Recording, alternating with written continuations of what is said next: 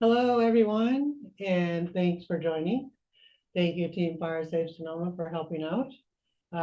This is Fire Safe Sonoma's monthly speaker series. And there we go, right there. Yeah, we live stream this program at 3 o'clock on the third Thursday of every month, except for the month of December. We're dark in December, a lot going on in December. You can find our past speaker series programs on our YouTube channel. There's a lot of great information there. I think we have about 5 years worth of content now. I think we're in our fifth year, fifth season, if you will. By the way, I am Roberta McIntyre. I'm the president and CEO of Fire Safe Sonoma, and I will be your host today. For those folks who might not know, Fire Safe Sonoma is a county-wide fire safe council within Sonoma County. We've been serving in that role for over 26 years now. Yep, that's right. We've been working in this space before wildland fire safety and risk reduction was even popular. But before we get started, I want to thank Team Fire Safe Sonoma today for helping out with us today here in person in this in-person sort of a podcast format we're trying out. In person with us helping out is Sydney and Jenny, and on the Zoom is Claire, but they're three of our brand new fellows. And then I'll introduce, I'm going to keep you all in suspense for the rest of Team Fire Safe Sonoma. You'll see what I mean in a minute. And then also, please don't forget to check out the Fire Safe Sonoma calendar for upcoming events. We try to keep it pretty updated with events. And if you guys have any events that you want to have us put on our calendar, please send it our way. Send them to any one of the three fellows. If you don't have their email, send them to me and I'll forward them on and get them onto our calendar. We try to keep it, filled with lots of events so everybody knows what's going on in the space of wildland fire safety. And to stay in the loop, don't forget to subscribe to our updates. Last month on the program, we had Julie Atwood from the Halter Project. She talked to us about how to evacuate safely with large and small animals, how to be prepared to, have food and medicines and things like that for your animals in the event that you have to evacuate.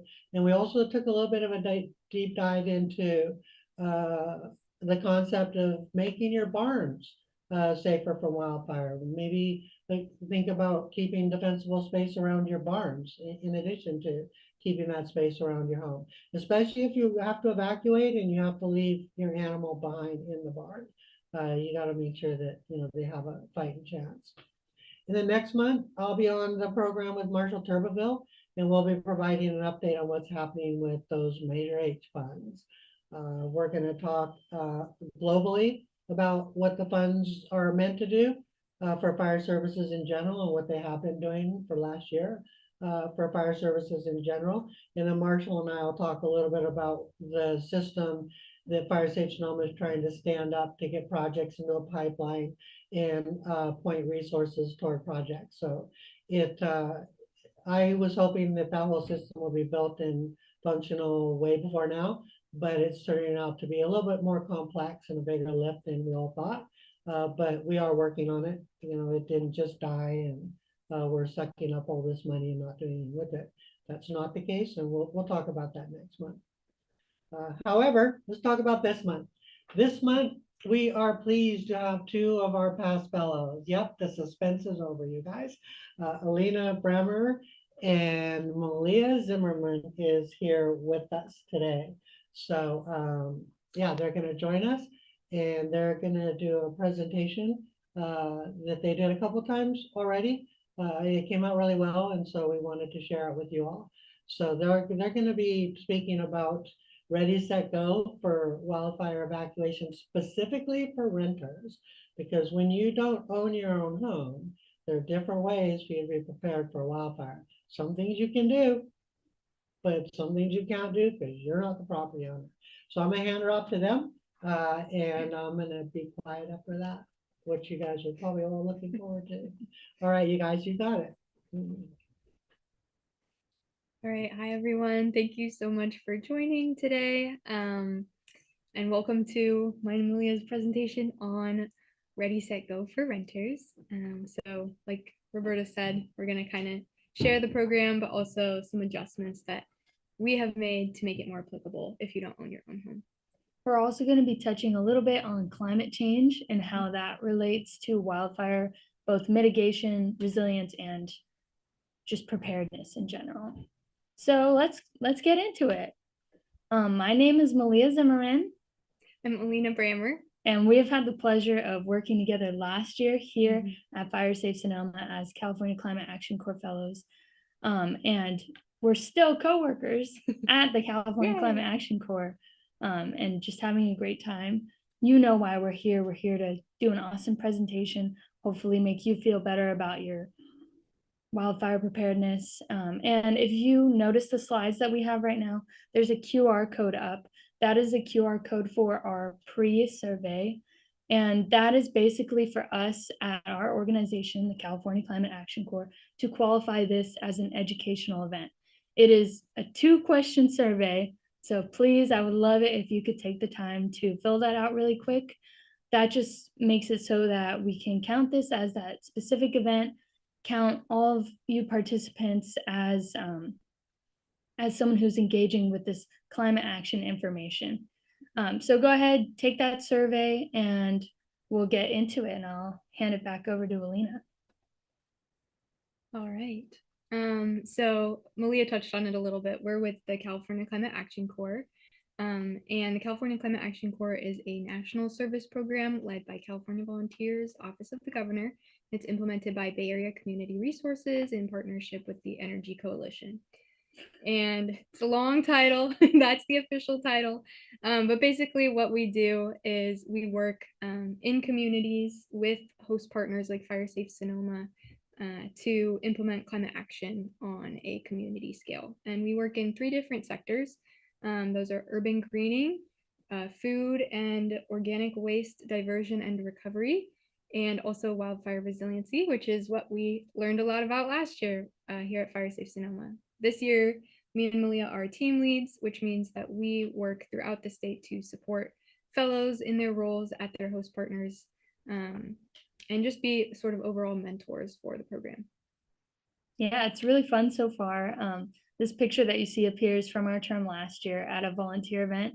One of the main goals of our program is to increase community resiliency. And with doing that, every single fellow gets to host their own volunteer event. So if you engage with Fire Safe Sonoma regularly and you have something that you feel like could use volunteer support, you're building community fire resilience, don't hesitate to reach out. There are 3 wonderful fellows here at Fire Safe Sonoma that I know want to help support the community and build these projects and work with you.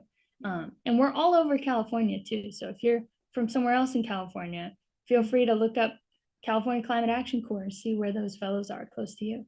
Yeah. As we continue, I just wanted to take a moment to acknowledge Native Americans, do a little land acknowledgement and an acknowledgement overall for why we are here. So we're here because we know California is a land that evolved with the stewardship of Native Americans, which included the practice of cultural burns and what people now sometimes refer to as prescribed burns. These processes were necessary for the evolution of the California landscape. We needed fire and we needed people to create and steward that fire. And here we are in Sonoma County today, which has been the home for time immemorial, including the contemporary home of Native Americans such as the Miwok, the Pomo, and the Wapo people. After about 200 years of suppressing not only the people, but also their essential practices of cultural burning that maintain that healthy balance with our California ecosystem, we've ended up in this place where catastrophic wildfires are inevitable. And that's kind of a scary reality. We are situated close to these wildland areas that are extremely dangerous. They haven't been stewarded. They're not healthy forests. So it's important for us to acknowledge that history, to learn about it and learn from it, and move forward working with fire, because we're not going to win if we're working against fire, right? That's just terrifying. No one's going to win against nature. So let's work with it, keep ourselves and our property safe. And hopefully you leave this talk today, this webinar, feeling a little more empowered and a little bit better about the knowledge you have to keep yourself, your family, your property safe. And then I think this is also a good time to acknowledge that neither Alena or I have been in a life-threatening wildfire situation. I'm sure that many of our viewers have, and we just want to share our sensitivity to that situation. Hopefully we can help make it so that no one else has to go through that again. Yeah. And with that said, we'll get into what we'll be talking about today. I'll give you guys a little bit of an overview here with our table of contents. We will start off talking about wildfire and climate change, and how those two things impact each other, and how our wildfire risk increases with increasing effects of climate change. And then we'll get a little bit more into the nitty gritty with renter specifics for the Ready, Set, Go program. And we'll talk about each step. And then we will close here with some resources and time for questions for everybody. Woo! Shall we get into it? Let's do it. Okay, let's do it. So how does climate impact fire? It's a great question, Melia.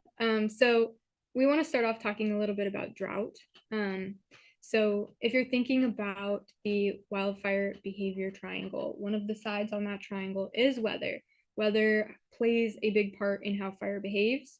And so when you have hot and dry weather conditions for an extended period of time, it can create perfect fire conditions. And Melia will kind of get into an example of how this works. Oh yeah, for each of these points, we're going to be talking about a little example to help you visualize it. And don't worry, this will connect to Ready, Set, Go for renters, I promise. So we talked about drought, right? This here is a picture from the Sequoia Kings Canyon field station. It's from the National Park Service. And it's just an example of how drought can create more volatility in these fuels. If anyone has any observations they want to make about this picture, I would love to hear that too. I personally cannot see the chat, but if our awesome fellows and moderators want to shout anything out or just respond live in the chat, just a fun way to keep you guys engaged. But right here, we're looking at these dense and dry fuels. They look like they're going to catch on fire, right? Yeah. And that's not good. Drought's going to make that worse. And it's not only drought that we're dealing with from climate change. Weather is getting more and more unpredictable. Yeah. So you might have a drought for all summer and then suddenly a huge rain event that is going to boost the growth of all these plants that are already so close together, and then they're dry again. Yeah. So you're just it's sort of a cyclical situation. Really increasing that risk. Yeah. And that's why we've talked about things like forest stewardship, so that maybe if we're taking out the unhealthy trees, we're not only creating some space around those trees to space out the flame dancing growth, but we also are allowing for each of those trees to get more water. Yeah. We have that analogy that I know Melia said before with if you have 20 people sharing a water bottle versus one person having their own water bottle, if you have that much vegetation growing and they're all sharing it in a drought, you're going to have much less healthy vegetation. Definitely. So just remembering things like that and remembering that risk that's around you that comes from drought. As a renter, what are you living next to a forest and there's a drought? Ooh. Okay, just remember these things. We're going to feel better by the end of this, I promise. Yeah, so drought is one of those aspects impacted by climate change, but pests is another. One of those things that maybe we're not thinking about that much, but pests do impact our wildland areas and even our urban vegetation. And one of the key things with climate change here is that warmer temperatures overnight allow pests to survive for longer. So those population control measures that usually happen in the wintertime, for example, beetle larvae, which is something we'll get into in a second. Typically in the wintertime, those overnight low temperatures do help control the population of those beetles that may be attacking some trees. But when our overnight lows are consistently warmer, as they have been getting consistently warmer, we aren't seeing as much of that population control, which then causes an increase in these pests that attack our vegetation. Oh yeah, and we're going to talk about one specific pest, but if there are any other pests that anyone in our audience has had more and more problems with as we've been dealing more and more with climate change, let's talk about it, because that's what today is about, is creating that community, creating that conversation, connecting with others, and knowing you're not alone in this fight for wildfire resilience and this battle against climate change, right? But the example that I'm going to give, Alena mentioned actually, and it's the bark beetle. Yeah, and Roberta just said she was going to ask that. Yeah. We're talking about the bark Yeah, beetle. I was just gonna toss that one out there because I didn't see anything in the chat. So, yeah, very cool. So, And it's a big problem. It's a big yeah, problem. totally is. Yeah, you guys. even though he's cute, he's dangerous. And the problem with this little guy is we just talked about drought, right? Yeah. That's making the trees weaker. Yeah. This guy has evolved to find those weak trees that have been weakened by drought to then go target and bore into and eat. So by the time you find a tree that's been killed by a bark beetle, it seems like it's suddenly dying and falling over. It's hard to really stop that. And you talked about the larva. Yeah. So it is bark beetle larvae that are impacted by these warmer overnight lows. They are one of the species that are dying off less quickly and easily as we see warmer overnight temperatures. And yeah, essentially just if you have unhealthy trees, it's the same thing with people. If we're feeling under the weather, if we're not getting enough sleep, enough water, sunlight, exercise, all those things, we will be more at risk of Anything, right? It's just, and in this same goes context for trees. If you have a dead tree versus a live tree, dead plant, live plant, which one's going to burn fast? Yeah. So that's also why I'm going to connect this really quick. We'll talk about it more later. It's important as a renter to notice if you start seeing termites up in your house or on the trees near your house, near your condo, your apartment. It's important to notice those things and recognize the risk. Recognize the risk. And this also connects back to forest stewardship that we talked to before, because we just made it through COVID, right? What did we learn during COVID? Social distancing. That's the same thing for trees. If we have a bunch of trees squished in the same place, like we saw in that last picture, disease is going to spread a lot faster. Pests are going to spread a lot faster. Fire is going to spread a lot faster through that area. But if we're stewarding our forests, we're encouraging a few trees to grow strong and big. Often our native plants are fire resistant as well. That's just creating a lot more safety for everyone, including our ecosystem. So getting involved in your community, even when you don't have access to your own land that you can steward, keeping that spatial awareness, the awareness of your surroundings, of your, your vegetation near your home, even if it isn't land that you own, is really key. Exactly. Yeah, so now we'll talk a little bit about changing species and how this impacts our risk of fire. So with changing conditions in our climate, we can see changes in our ecosystem, and some new plants in our ecosystem may burn more easily. And these often are like introduced invasive plants that are taking advantage of some of our native species that may be struggling with climate change impacts and taking over.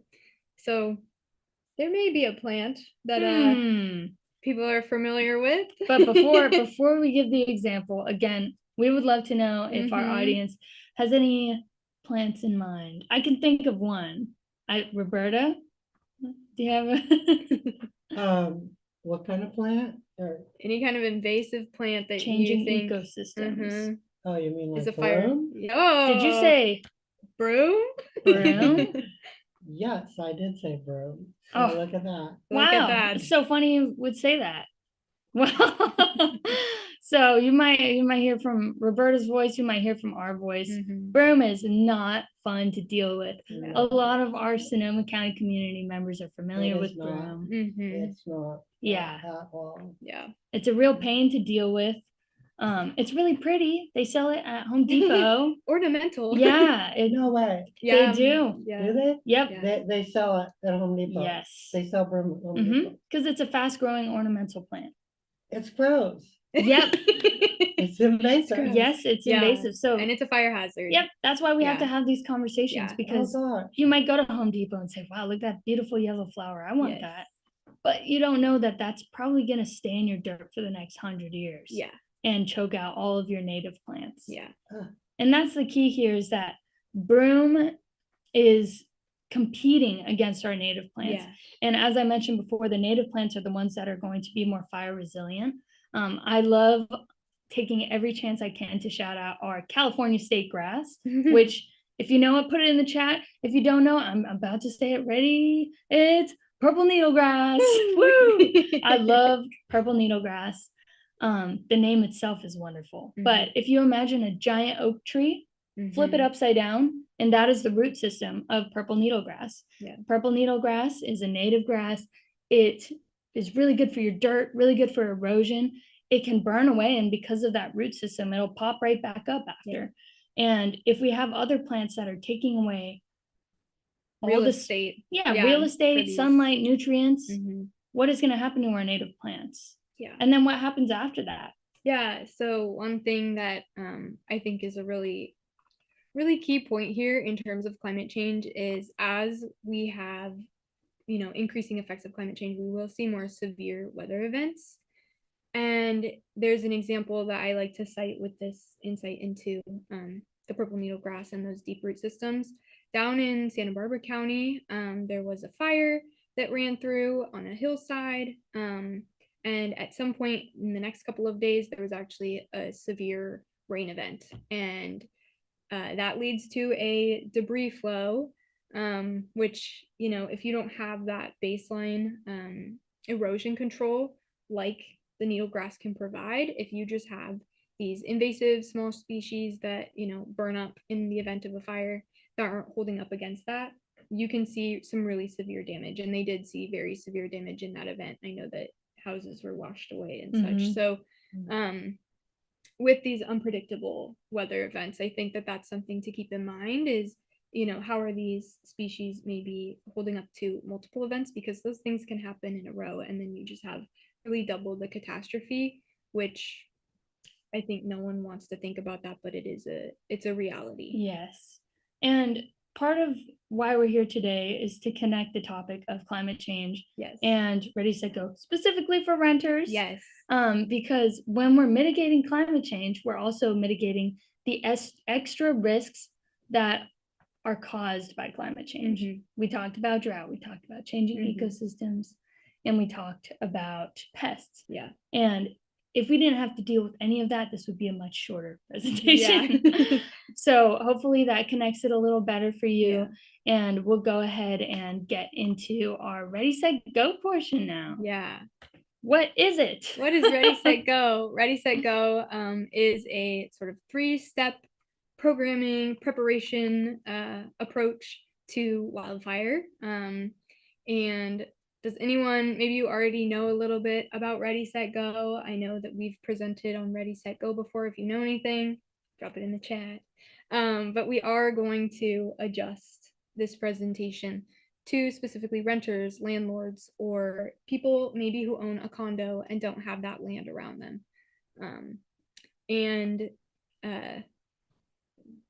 Are we gonna go to the next one? We can go down. Cool. We can get into these steps here. So the ready step is our first step, and it is basically everything pre-fire. So anything you're doing before any kind of fire event, you could start your ready step now in the winter. So home hardening, defensible space. Home hardening and defensible space are the classic examples, right? That's what we tend to have here as the ready step. And we will adjust that. We will get into that. We'll get into that. And our set step here. So that is basically understanding the threat. So if, we go back to what we were just speaking about, this like situational awareness, as climate change makes our situations a little bit more volatile, I would say, it's more important to be more situationally aware, understand, what is fire weather? What does that look like? What weather conditions should I be looking for? And, understanding your own circumstances in your own home and around your home with vegetation that maybe you're not allowed to change. And we'll get into that more. And then we have our go step. That's our final step. The key here is to act early. And really the advice for set and go are pretty similar if you're a renter, but we do have some special points on that as well. Yes, we do. Don't mind that note. Feel like I'm at home right now. Just having fun. Okay, let's get into the ready. Let's talk about specifics. Why don't we? Oh, wait, just kidding. Why are we even here? Why are we talking about for renters? Yeah. So it does look different to be prepared for wildfire as a renter. Melia and I don't own our own homes. Surprise. I wish we did, but we don't. And we know a lot of people who don't. And it's really important to address how people like us, or maybe people like you, can feel safe, or if you're a landlord, how you can help your tenants feel more safe and be more prepared, because I think we want to create that inclusive conversation for people to get involved, even if they feel like historically maybe they didn't know if this really applied to them, but it does, and we're going to show you how. Yeah, and everyone's situation is different. I don't know. I mean, maybe you're a apartment renter, maybe you own a condo, and that's still a small place. Maybe you're a landlord of a little casita that you're renting out to someone else. I live in essentially an attached studio apartment to a family home. It's different for everybody. So again, I want to encourage that conversation in the chat. Connect with your neighbors, because we need to work together to get through this, and nobody's alone. Nobody. That's why we're starting this conversation. Okay, now we'll get into ready. Jumping in a little on that one. So, all right. What about home hardening and defensible space? Oh, yeah. The ready step. How does that apply? Well, if you want to get in trouble with your landlord, go ahead. But if you're like me and you don't want to lose that security deposit, you might not want to do those things. So your other options that you might have are just considering what is around you. If you do have a little patio space and you want to have furniture, maybe choosing things that are non-combustible materials. Right. Things like wrought iron, metal, or if you do really want that nice plastic lawn set, just making sure that it's a size that will fit through your door. So if you get a red flag warning one day, you can bring it inside, get it out of the way of a rogue ember that might fall on it. That's kind of the rule for anything. If you're a plant lover like we are, you also might want to be putting those plants in easily movable pots, because that's another receptive fuel bed for embers. And window furnishings, I know you have a window furnishing, don't you? But it's not in your control, right? Yeah. There are things that we cannot change. Underneath all of the windows at my house, we do have rosemary bushes. And unfortunately, that's almost the worst of the worst, I believe. But I am not in charge of that. They're also groomed improperly. They have all that dead stuff inside. But there's not a whole lot that I can do about that. But if you have something like curtains on your outside windows, you can take those down, right? So those are examples of, what you can and can't do. Exactly. Maybe there is something worse. Could you have Scotch broom? You could have Scotch broom under your window. That might be. You can't take it out now. Yeah. Actually, for that one, just forgo asking your landlord. Yeah, just pull it out. You're doing them a favor. But also, when you have these things that you can't control outside of your house, make sure you're noting where those things are. So you know where that rosemary is. I do. You could have a conversation with your landlord about moving it. Might not work, but on a red flag day, I have to be extra careful around my windows, because there's an extra threat near my windows. I need to close those. And you're going to be the most familiar with your home, right? So keep those things in your mind. Communicate with people who can help you. Landlords, maintenance people, they should be fixing things. We're talking about home hardening. You should have a good seal around your windows. If we're dealing with drought and climate change, maybe there's a lot of things that are wearing out that seal on your windows, which is going to make the inside of your home vulnerable to a flame or an ember. So talk to your landlord about getting those things fixed. Let's see, was there any other special little note I made on that one? Pests. Yeah. So I was just about to say. in your home, you are the first one who's going to notice Yeah. a termite, Yeah. something that is threatening your home. So talk to your landlord. You're a renter, you have rights, and you deserve to be safe, just like homeowners deserve to be safe. So advocate for yourself. It matters. And then our next part of Ready is just educating yourself. Knowledge is empowering. Yes. Education is power, and building your community resilience can be really helpful as a renter as well. I know you have roommates, so I do. You're having those conversations. Yes. Yeah. So my roommates and I, we discuss this every once in a while. We know that I have the biggest car, and so if we had to leave and all, deal with cars and evacuating, how would we deal with that? We probably would put a lot of stuff into my car, and that's something that we keep pretty open in talking about. Having each other's locations, that's personal to me. I am friends with my roommates, but it makes us feel more comfortable that we would know where someone is in the event of an evacuation. And pets as well. We know to take care of each other's pets. If someone's not home, we know to handle the pets for them to the best of our ability, right? Yourself is primary. You come first. You come first, Yes. but pets, obviously, we all love our pets so much. So, and this is the conversation part. We're not in a risky situation during Ready. Planning, discussing, preparing, so that if the time does come, you're not frantically thinking about everything for the first time. Yeah. You've at least walked through it in your mind a little bit, and you know the resources around you. Yeah. For example, I said I live with a family, and there are a lot of families on my street. So if we're having a conversation, I definitely want to let them know if I have all of my things ready, I'm an extra pair of hands to help you grab your kids' things, or to carry the stroller, whatever you need. But it's really important that you connect with your community. It'll make you feel better. I promise. Yeah. And I think on the topic too of connecting with your community here and tying this into that climate change piece, not having that land of your own.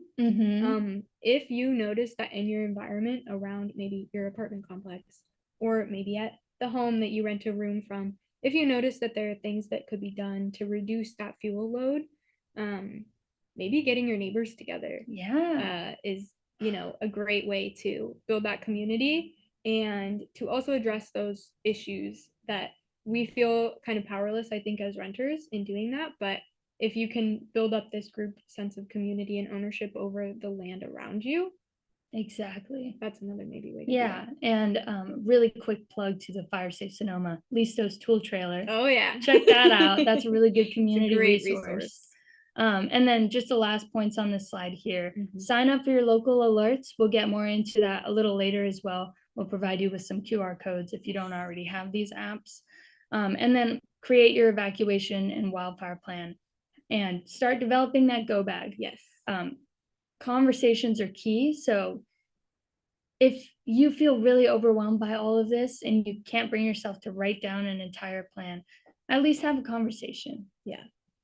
Yeah, you don't want to end up going to a different location than, your spouse or your kids if you both get in the car and head out in an evacuation. So really knowing where you're going, I think, is important. Exactly. Let's get continuing. Let's get set. Yeah, that's a good way to say it. That's the right way to say it. So moving into our set step here with knowing your zone and staying alert, we're really trying to hit hard on that situational awareness part. But quick little QR code here. You can scan this and learn your evacuation zone. And this is really important if you are signed up for those alerts. In the event of a red flag warning day, you're going to want to know what your zone is. What do these alerts mean? How do they apply to you? For that all to make more sense, really knowing your zone is important. And again, situational awareness. Pay attention to your surroundings. Maybe you smell smoke. Sometimes I wake up and I smell smoke, and what we've heard is that the human nose is actually the most effective smoke detector. So that's kind of a fun fact there. We can smell like very small amounts of smoke in the air. Obviously, if you are near wildland and you see a small fire, pay attention to those things. keep up with news and notifications and local alert systems as much as you can. And again, knowing that zone is going to really help with making sense of those. Exactly. And connecting this back to climate change again. Yeah, Weather is getting harder to predict. exactly. It's getting a bit more extreme time to time as well. Yeah. But the predictability is really something that we are starting to be challenged with. Mhm. So trust your gut, trust your instincts. You have those instincts for a reason. You're not crazy. Yeah. Yeah. On those severe wind days, right? Mhm. I mean, those are abnormal, but they're happening more and more often, that we're seeing these really severe winds. And so if that is something that you're noticing, starting work on that evacuation preparedness Mhm. is And really important. beginning to grab your things and get Yeah. ready. Yeah. As soon as you Get get that set. first, get set. As soon as you get a feeling. Mhm. Yeah. So on top of that, we have get that go bag ready. So any items that you maybe need to have on a daily basis. There are certain things that I can't just keep in my car at all times. My glasses, my IDs, my passport, a wad of cash. I don't really want to hold that in my car. So on these days that might be unsettling to you, or you might be getting a red flag warning for your zone. Don't forget to add these things in there. Do you have pets? Maybe pack some pet food. Do you have medications? And yeah, cash is a big one that we have heard a lot about.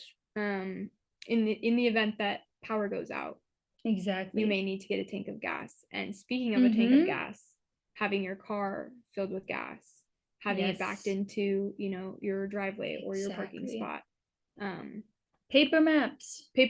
Yes, reducing that risk, that in the case of an emergency you have all these extra steps you have to take and you don't have time to do them. So really getting this done, the basics before you even have to worry about it. Have those basics ready. Yeah. I like to tell people, you know how someone says your car's got a lot of junk in it. It doesn't. You're just wildfire prepared. You're evacuation ready. Okay.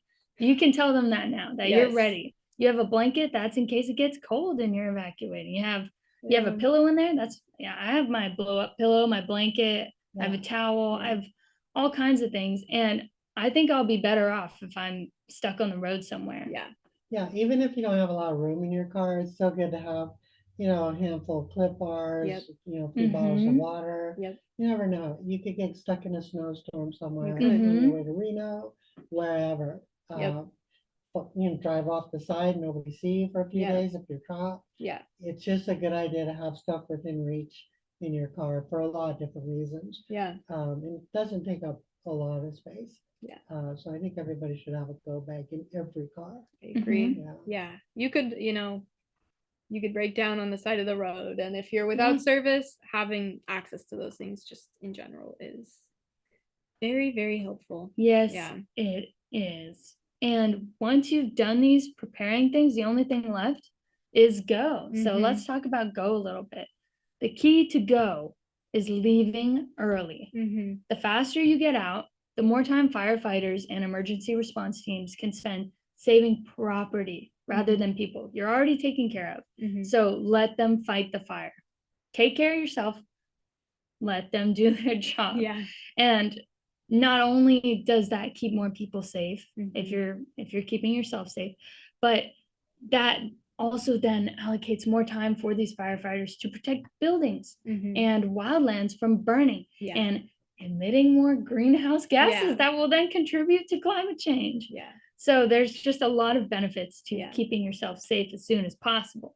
And with that too, I think as renters and not having that autonomy over your space necessarily, we often hear defensible space and home hardening as the go-to to protect your stuff. If you can't do that to the level that you would like to be able to do that, get out early and the firefighters are able to protect property more. Right? That's one thing there that I think about as a renter, that I don't really have that autonomy to do those pre-steps quite as much. So if I can do the set and go steps a lot better, then I have a much better chance of my stuff maybe either being in my car with me or being rescued. Yeah, and if you go early, you're going to be even better off if you're set and ready, right? So having these conversations, starting to work, every single little step you take to prepare counts, because you're preparing yourself mentally as well as physically by having your go bag and things like that. But the other part's important to go, leave early. Never forget that. Leave to a predetermined location that you've developed in your evacuation plan. Have a couple of locations and a couple of routes planned out in case you don't really know how a fire is going to behave until it happens, right? You want to have your go bag, and since you prepared before, you can now have time to bring any last minute items that you might want to include. I would probably bring some cards. I'm a musician as well, so given time, I would probably bring out my instruments as well. And I don't know, anything you would do with extra time? Maybe some books, some Some sentimental things. Yeah. Old birthday cards. Yeah. Oh yeah. And one of the other important things you could do with extra time is checking on neighbors. Yeah. So I said, once I have all my things figured out, I can go help the families on my street that might need more help. Maybe you have elderly people on your street that also need help just being mobile, or maybe they don't have the notifications. Yeah. You can talk about this beforehand and make sure that you guys have a system to communicate in emergencies. Yeah. And you're checking up on one another. But the more you collaborate too, it'll make you feel safer. It'll feel better. Feel stronger. That community. Yeah. Some of the COPE groups, they're working on a program to do exactly that, to do like a buddy system for some of the neighbors who might need assistance. And I've been in a couple meetings. All of us, the fellows, all of us have been in a couple meetings recently with Sonoma County Emergency Management, Nancy Brown over there, and some COPE folks to kind of workshop that a little bit to try to build out that system. It's just, the hardest part of this, the logistics of getting it all down. The other thing too, I don't want to underemphasize the need to have a list. So even though you have your little go bag, you might want to have a list of those other things to grab if you have more time. You don't want to be thinking about it.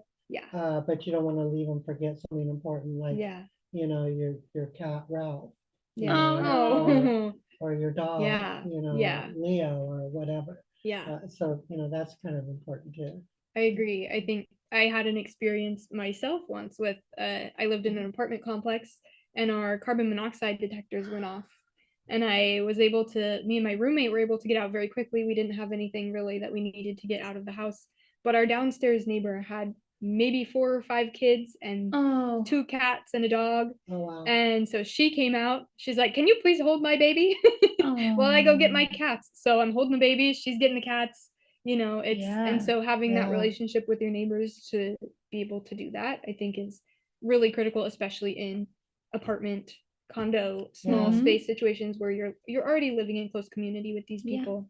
We had an elderly neighbor who we went and knocked on her door and made sure she was okay. So that is important. It does. It does. It takes a village. And on the pets note too, I have a insane fear that I won't be home and then an emergency will happen. So talking to your neighbors about, okay, I have a cat, you have a dog. If I'm gone and there's a fire, will you please put my cat in this room of your car? I don't know. But just having that conversation and knowing that you have each other's backs, because no one wants to be put in that situation. So we can get through it together. Stick with your community. And with that, I think we're gonna start closing it off a little bit. We have questions. Wait, we're not ready for questions yet. Okay. We have resources first. We have resources. We're Real quick. That's great. So we do have some resources on our slides here. We have Nixle alerts, SoCo alerts, and Watch Duty for both the Google Play Store and the Apple App Store. All of these are really, really helpful. I know Melia and I both are subscribed to all of these, and I do keep up with other counties in Watch Duty as well. I have family in a couple different counties throughout the state, so I think it allows you like 5 different locations with the free version, and also a few out of state. I think it goes as far east as Iowa now. And I have family in Hawaii, so I have it on for Hawaii as Yeah. well. And I just want to let you all know, if you're on your phone right now watching this Zoom recording, if you're on YouTube, you can take a screenshot of the QR codes and then just click your finger over that QR code and it should pull up the link for you. You don't need to take a picture of it necessarily, but Yeah. there are different ways to get this. And you can also look it up if you're calling in from if you're watching from a different area. Just look up your local county alerts, and watch duty is everywhere. So get watch duty. It's very helpful. So yeah, with that, thank you guys so much for tuning in today. We do have our post survey here. If you can take it, it does help the California Climate Action Corps program illustrate the value of the work that we do, and helps to secure that funding for future fellows to be able to continue to work within our communities to provide education, volunteer support to organizations like Fire Safe Sonoma. So yeah, thank you all again. And I believe that one's about 2 questions also. It is 2 questions. So please, it would help us so much. It'll take 2 minutes, I promise. And thank you all so much for joining us. We have those little dots that say Facebook, Instagram, and in whatever that is. We have a California Climate Action Corps social medias. Yes. There's also Fire Safe Sonoma social medias. Follow us, support us, whatever you want to do, but we're out there. And I think we'll open it up for Q&A now. Yeah, sounds good. Yeah, hey, wait a second. I gotta get back to you. We're gonna wait a sec. So we're gonna give you a minute for test the QR the code. QR code. Yes. Okay. Yeah, I'm gonna take a look at the chat, and then we'll see what we got for questions. So let me take a look. Great. So let's see. Well, you gotta zoom in a little bit up there. I'll turn my mouse off. And Roberta, I think we have them up on the teleprompter now as well. A little bit bigger might be more helpful. Oh, I can't read that. My headset. Okay, there we go. How Nice. can we contribute positively to help mitigate water use? Is that right? Yeah. Yeah, I think one of the big ones is I mean, in an apartment situation, there's less you can do, shorter showers, checking for leaks. But I do think the biggest is if you are in a landlord situation where you have some land that you're living on, but you're not in charge of it, maybe helping them be aware of using less water for watering. But I think that watering property is kind of the biggest, typically in residential. And California native plants are often drought resilient as well as fire resilient. Yeah. So it's always fun to throw out the option of trading really high need water plants for native California plants that probably won't need that much maintenance at all. Okay. So question up here. This one that came in pretty early when you're talking about specific area of topic. But if it's not your property, what are some ways to steward the forest or vegetation around your residence? It's kind of hard if you don't own the property, but maybe get together with your neighbors and talk to the landlord or property owner. If it's multi-residential, maybe do something collaboratively. What do you guys think about that? Yeah. Ooh, jinx. It's different from person to person, I would say. I don't know what your specific situation is. For me, like I said, I share a yard with the family, and by share, I mean it's their yard and they welcome me in it kindly. And I offer my help with mowing sometimes. So if there's something like a tree with a lot of branches up against a window, maybe you could talk to your landlord about, hey, do you need some help trimming those? Or do you know the benefits of trimming plants away from windows or further away from the house? Starting those conversations, things like the Listos tool trailer for community work projects. Yeah, I have a slightly different insight too. I live on a creek trail. And something that my roommates and I have been hoping to do. And actually my roommate, who's also a California Climate Action Corps fellow, she hopes to host potentially, or she talked about, I don't know, Emily, if you're watching, she's talked about hosting a volunteer event on this creek trail to clean up some of that, you know, excess fuel, the excess growth. There's a lot of vegetation on this trail, and it is right up against our complex. So that's something we've kind of an idea we've thrown around. And I think really getting local people involved is, other neighbors involved is how you really build up that. And then the other thing I wanted to add too is there are often volunteer events in communities that you can attend. I know the Golden Portal for the California Climate Action Corps, there are volunteer events in online in various places looking for volunteers to help steward some areas for forest health and forest management. What, I don't know if you guys can answer this one or I'm not. excited If you about are, this you're one. smarter than me. It's a good question for the Resilient Landscape Coalition folks. But what characteristics of broom make it such a fire hazard?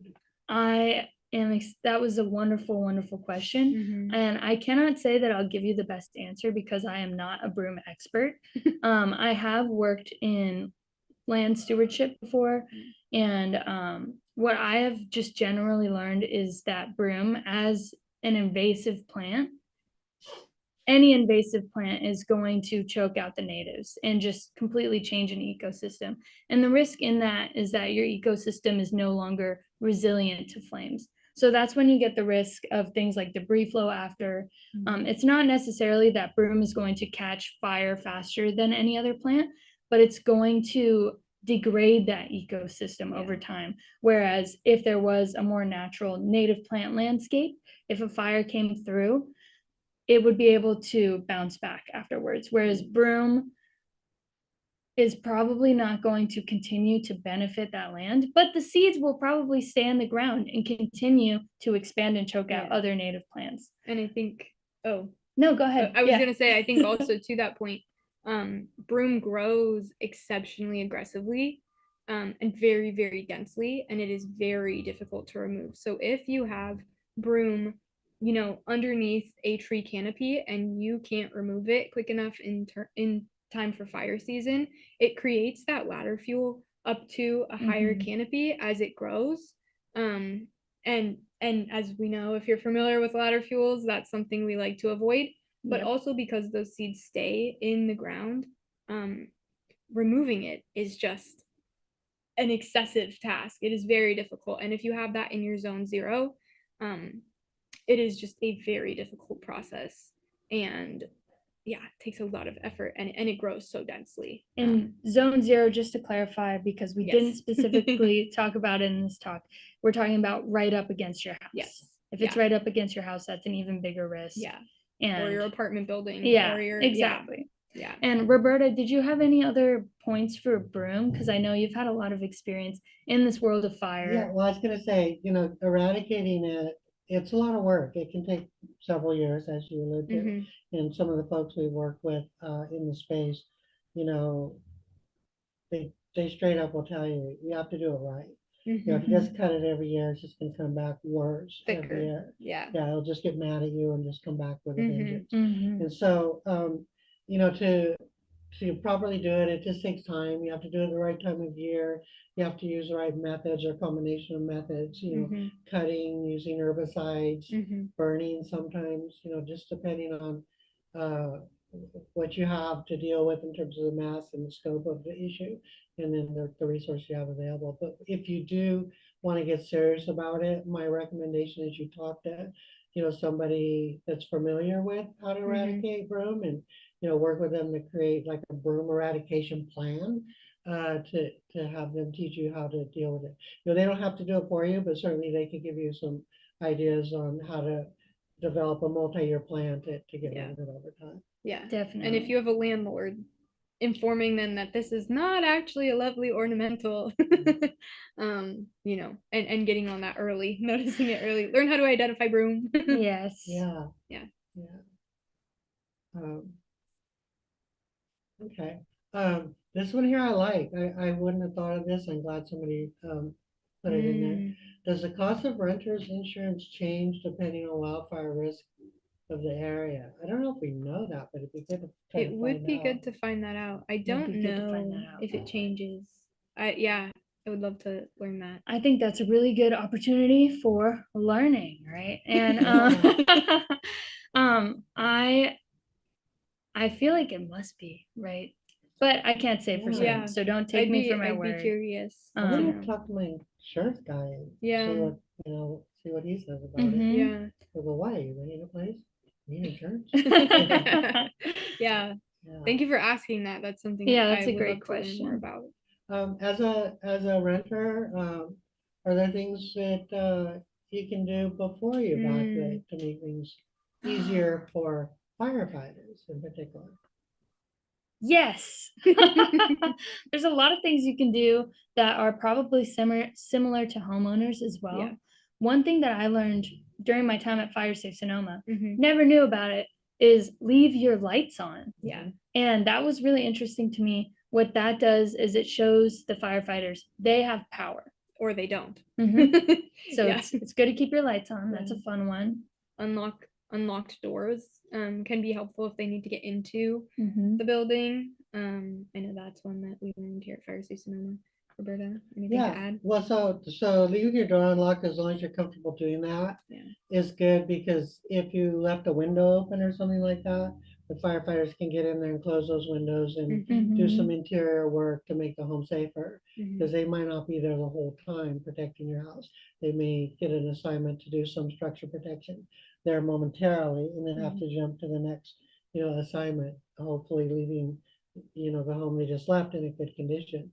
Leaving the lights on is great. As a former firefighter, I love that, because fires just don't happen during daytime. Yeah. And if we're responding to a fire or incident and we're assigned to structure protection and we're working around a house in the dark and they left their porch lights on, that helps a lot. It makes Yeah. it safer for the firefighters as they run around the house to do some last minute Mhm. defensible space work and moving things away from the house that might catch fire. So all that's really good stuff. Really Definitely. good stuff. Yeah. Yeah, and we also talked about taking note of the risks around your house. In my situation, there's a couple of furnishings, like deck furnishings, that lead right up to the doorway. If there's a red flag warning, I am moving all those furnishings. I'm throwing them off the porch as far away from the house as I can, Yeah. or I'm bringing them inside. Yeah. But just so that you're taking away that extra piece of fuel for an ember to land on and catch your Exactly. house on fire. Yeah. And that's also why we didn't mention it very explicitly in this talk, but you're closing your windows to keep those embers out. Yeah. And taking curtains off from your windows as Right. well, because that is going to absorb the heat. Yep. Yeah. Yeah. Things like that. There's a lot of really good resources online in some of the past speaker series Yes. talks for Fire Safe Sonoma, along with just all kinds of ready, set, go materials online that you can look at. Yeah. Great, you guys did a great job. We're almost Thanks, out of Roberta. time. We have like 3 minutes left. Good job. Excellent job. Hope folks watching enjoyed it. This will also be evergreen material, of course, so we'll put it up on a YouTube site. Well, it's up there now, but we'll trim it up a little bit. And if y'all know folks who might want to be interested in this particular program or this, episode, if you will, point them to it. It's good material. It's good. I'm glad we have a good recording of it, on our site now. Yeah. This is really cool too. So don't forget, next month, Marshall Turville and I will be talking about Measure H, where we are with it and what's going to happen down the road. And thank you, Team Fire Safe Sonoma. Thank you, Claire, out there in Zoom land, for keeping an eye on things on that end of the work. And then thank you, Sydney and Jenny, for helping out today. Could not, literally, we could not have done this without you guys. We're all here in the same room actually right now. So, hey guys, there you are. Oh. You see me? There you go. Oh yeah, wait, come here, Roberta. Come here, Roberta. Oh, it's kind of We there. can Yeah. do We're all here. Okay. I can't really, we don't have people stopping the camera, so. we Yeah. can't have them. Yeah, and so, yeah, so thanks for watching, everybody. Do appreciate it.